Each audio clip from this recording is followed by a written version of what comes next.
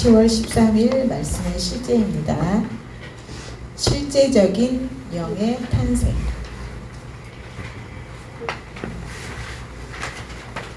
그런즉 누구든지 그리스도 안에 있으면 새로운 피조물이라. 이전 것은 지나갔으니 보라 새 것이 되었도다. 고린도후서 5장 17절 말씀. 거듭나는 것은 당신의 행실을 바꾸거나 새 사람이 되는 것을 훨씬 넘어선 것이다. 당신의 삶 안으로 그리스도를 영접했을 때 실제로 어떤 일이 일어났습니다. 우리가 예수님을 구원자와 주님으로 모셨고 고백했을 때 우리 영 안으로 생명이 들어왔습니다. 그래서 실제적인 생명을 받은 것입니다. 그래서 실제적으로 영의 탄생이 일어났습니다. 실제입니다. 우리의 영이 우리 몸 안에 진짜인 나가 있는데 그 영이 바로 새로운 탄생을 한 것입니다. 실제적으로 영의 탄생이 일어났습니다. 당신은 하나님의 말씀과 하나님의 영으로부터 태어났습니다. 그것이 바로 당신의 영 안에 하나님의 생명과 본성과 성품을 갖게 된 방식입니다. 그것은 전적으로 새로운 생명입니다. 우리 영 안에는 새로운 생명이 있습니다. 이 생명 안에는 하나님의 모든 속성이 담겨서 우리 안에 옵니다. 우리가 예를 들자면 개가 인간으로 다시 태어났을 때 개로 살았던 그 삶은 중요하지 않습니다. 바로 새로 태어난 인간에 집중하는 것처럼 우리도 바로 다시 태어났을 때 과거의 삶을 보지 않습니다. 바로 새로 태어난 바로 신성한 생명을 의식하는 것입니다.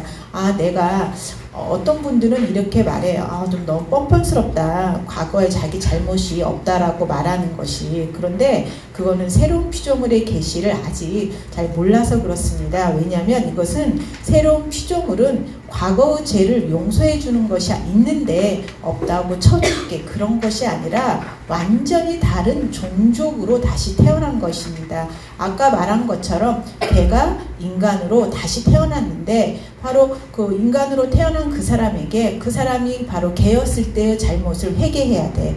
빨리 반성해. 이렇게 말하는 거는 너무 의미가 없는 것입니다. 즉 바로 인간으로 다시 태어났다면 바로 인간이 어떻게 살아야 되는지 집중할지 과거의 그 사람의 잘못을 가지고 뭐라고 하지 않는 것처럼 바로 새로 태어난 생명은 무엇을 가지고 있고 이걸 어떻게 살아야 될까 계속해서 이걸 가르칠 것입니다. 그래서 우리는 뻔뻔스러운 게 아니라 죄를 지을 수 없는 존재로 다시 태어났다는 것을 계속해서 인식하고 그것을 나타내는 것입니다. 우리 영 안에 있는 새로운 본성은 저절로 나타나는 것이 아닙니다. 이 본성이 훈련되어지고 개발되어질 때 나타나는 것입니다. 그래서 우리 삶에서 바로 새로운 피조물에 맞지 않는 것을 내가 발견했다면 기꺼이 그것을 몰아내는데 훈련을 하십시오. 그러면 점점점 내가 새로운 피조물이라는 것을 의식에서도 아시게 되는 것입니다. 그래서 우리의 영이 실제로 다시 태어났다는 것입니다. 제가 말씀의 실제를 계속해서 지금 뽑고 있는데 이것은 거의 다 정체성입니다. 왜냐하면 제가 많은 양육을 하면서 많은 분들이 새로운 피조물에 대해서 알고 있다고 말은 하지만 실제로 문제들을 해결할 때 보면 대부분 육신에서 문제를 해결하고 자기가 영이라는 걸 모르고 또 이 영 안의 본성이 생명이라는 걸 모른 채로 계속 문제를 해결하려고 하기 때문에 사실 가장 중요한 거는 내가 바뀌었다는 걸 정말 알고 있느냐입니다. 그렇게 되면 내가 바뀌었지. 그럼 어떻게 바뀌었을까? 그럼 어떻게 살아야 될까? 이것이 자동으로 오게 되는 것입니다. 근데 아직 그게 오지 않았다면 내가 아직 바뀌었다는 거에 대한 인식이 너무 약한 것입니다. 그래서 제가 계속해서 정체성에 관련된 새로운 피조물의 실제를 뽑는 이유는 이 부분을 강화해야만 바로 우리 삶의 문제를 해결하기가 쉬운 것입니다. 그래서 이 말씀의 실제를 날마다 계속 몇 번씩 읽어보세요. 이게 그냥 한 번 읽고 읽었다고 해서 내가 아는 것이 아닙니다. 그래서 이걸 계속 읽으면서 나는 새로운 피조물이지. 나는 새로운 생명을 가지고 있지. 이 생명은 죽음을 이겼지. 이렇게 하면서 계속해서 자기를 훈련해야 되는 것입니다. 그래서 로마서 우리 안에는 바로 새로운 생명이 있는 것입니다. 바로 이 생명. 자, 로마서 6장 6절은 말씀합니다. 우리가 알거니와 우리의 옛사람, 이 옛사람이 누구냐면 영적으로 죽은 사람입니다. 그 죽음이라는 본성을 가지고 있고 하나님과 분리된 사람입니다. 이 죽음이라는 본성은 사단의 모든 속성들을 가지고 있습니다. 이 죽음은 실패나 우울이나 슬픔이나 질투나 시기나 분쟁, 이런 모든 속성을 담겨서 우리에게 유산으로 주어진 것입니다. 그런데 이 옛사람이 십자가에 못 박혔대요. 그리고 죄의 몸이 죽어.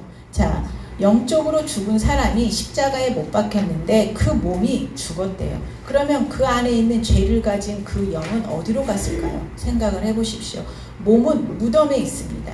그런데 그 죄를 가진 영은 예수님과 함께 지옥에 가서 바로 고통을 당하고 버림받아지는 것입니다. 그런데 다시 살아났습니다. 이건 뭘 의미할까요? 바로 새로운 본성으로 살아난 것입니다. 그래서 여러분이 지금 살아있다면 이건 새로운 본성으로 익스체인지가 된 것입니다. 그래서 다시는 너희들이 죄에게 종노릇하지 아니하리라. 이렇게 우리가 더 이상 우리 본성 안에는 죄가 없기 때문에 더 이상 죄에게 종노릇할 필요가 없어, 이렇게 말하고 있습니다. 자, 당신이 거듭나기 전에 지닌 생명인 옛사람은 더 이상 유해하지 않고 죽었습니다. 당신은 이제 새 사람입니다. 당신의 영은 새 사람입니다. 그래서 고린도전서 3장 3절에 보면 너희 가운데 시기와 분쟁이 있는데 어찌 육신에 속하여 사람을 따라 행함이 아니리요, 이런 말씀이 있습니다. 이 말은 바로 뭘 의미할까요? 시기와 분쟁은 너희 것이 아니야. 그런데 왜 사람처럼 행해? 이 말은 여러분의 정체성을 알려주고 있죠. 바로 사람이 아니라는 것입니다. 여러분들은. 그래서 시기와 분쟁은 우리 것이 아니야. 그래서 우리는 바로 새 사람인 것입니다. 시기와 분쟁이 없는 새 사람입니다. 그래서 우리는 사람이 아닙니다. 그래서 고린도후서 5장 17절은 말씀합니다. 그런즉 누구든지 그리스도 안에 있으면 새로운 피조물이라. 이전 것은 지나갔으니 보라 새 것이 되었도다. 새로운 피조물이라고 표현된 헬라어는 새로운 종류의 존재, 곧 이전에는 존재한 적이 없는 존재이자 과거가 없는 존재를 가리킵니다. 시기와 분쟁이 있었던 그 사람은 없습니다. 실패가 있었던 그 사람도 없습니다. 두려움을 가지고 있던 그 사람도 없습니다. 자, 우리는 바로 과거가 없는 존재입니다. 과거의 상처는 우리는 없습니다. 자, 하나님이 보시기에는 거듭나기 이전에 과거의 당신에게 속하고 행한 모든 것이 더 이상 존재하지 않습니다.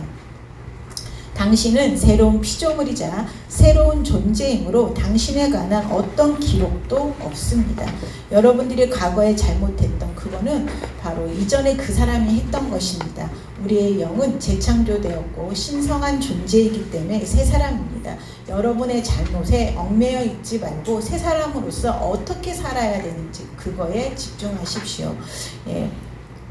이 사실을 모르는 그리스도인들은 하나님에 속한 것들에서 그들을 효과 없게 만드는 과거에 묶여 있습니다. 많은 사람들이 과거에 묶여 있는 것 같아요. 이렇게 보면 정말 우리는 새로운 피조물입니다. 당신의 영이 하나님께 대해 살아나셨다는 것을 이해하십시오. 우리의 영은 하나님께 대해 살아 있습니다. 우리의 영은 하나님의 생명으로 다시 태어났습니다. 그러므로 이제 당신이 거듭났으므로 하나님을 기쁘게 하고 그분의 뜻을 행하기만 추구하십시오.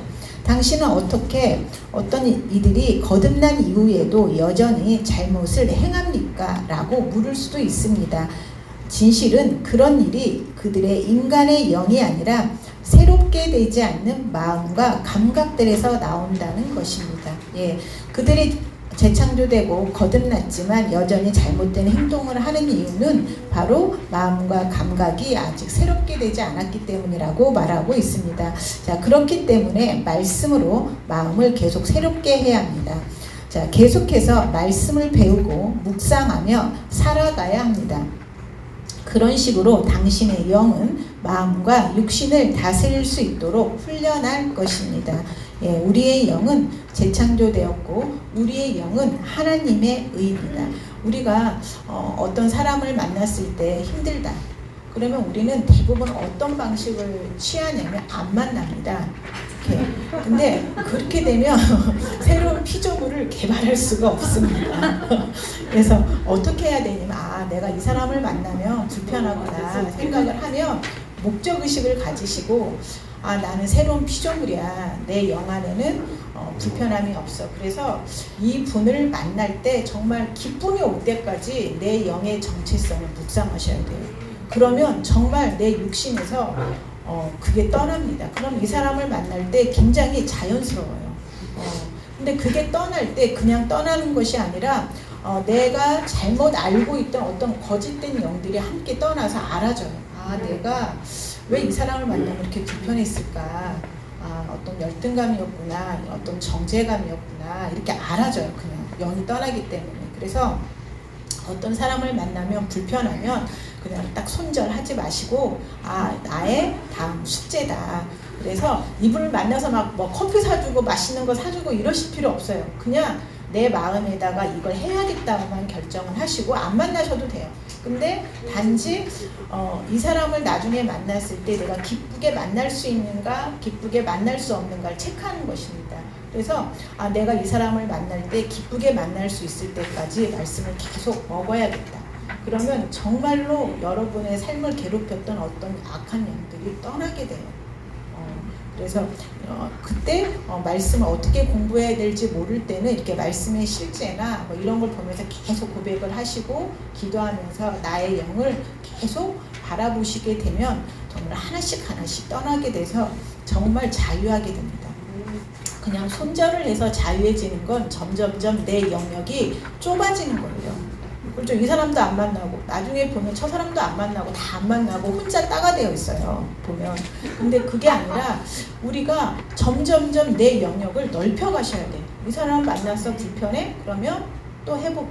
그러면 해결되면 또 저 사람 만나서 또 해결해보면 점점점 여러분 주변에 사람이 많아지게 돼요.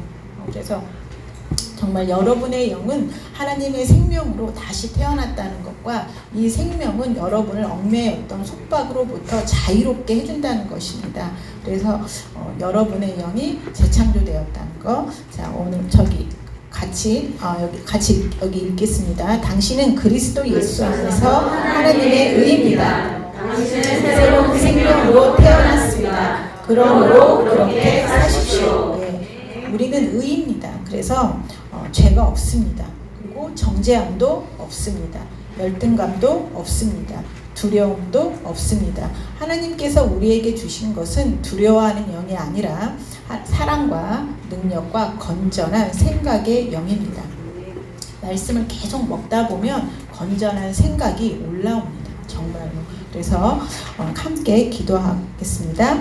저는 승리 안에 살며 의 가운데 걷습니다. 하나님의 말씀이 제 마음을 새롭게 하며 제 영을 강하게 하여 모든 불결함에서 저를 깨끗하게 합니다. 제가 말씀을 묵상함으로써 오늘 하나님의 영광이 제 안에서 드러납니다. 예수 이름으로 기도합니다. 아멘. 자, 함께 방언으로 기도하겠습니다.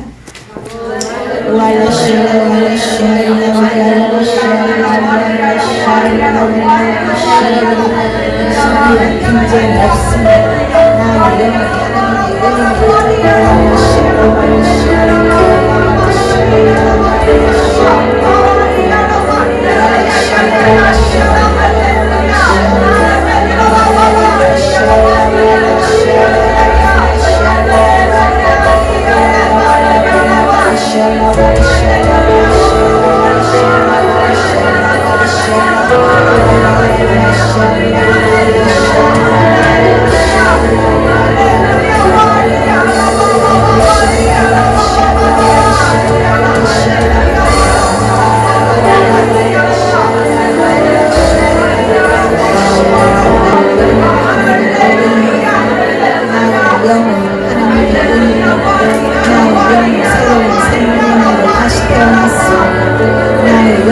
거듭났습니다. 나의 영은 마음과 감각들을 다스립니다.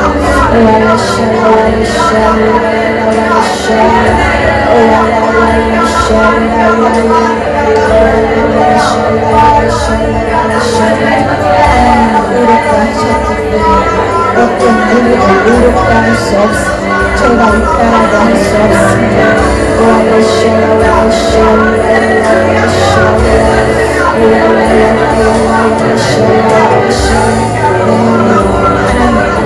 바로 내 마음보다 더 크시기 때문에 나는 의롭습니다.